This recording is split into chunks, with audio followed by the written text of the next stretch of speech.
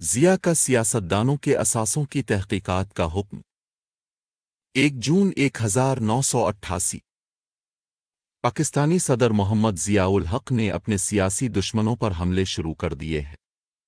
انہوں نے سیاستدانوں کے اثاثوں کے بارے میں پوچھ گچھ کا حکم دیا ہے۔ انہوں نے سابق وزیر اعظم محمد خان جونیجو کی پارٹی میں ایک اہم رکن کی وفاداری بھی جیت لی ہے۔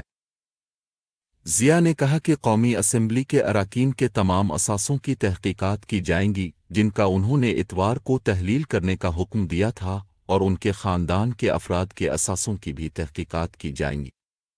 جونیجو کو وزیر اعظم کے عہدے سے ہٹانے اور قومی اسمبلی کو تحلیل کرنے کی وجہ ضیاء نے بدعنوانی کا حوالہ دیا۔ منگل کو یہ اعلان کہ وزیر اعلیٰ پنجاب نواز شریف کو ضیاء کے نئے حکومتی سیٹ اپ کے تحت صوبے کا عبوری رہنما مقرر کیا گیا ہے، بھی وسیع پیمانے پر وزیر اعظم کے لیے ایک بڑا دھچکا سمجھا گیا۔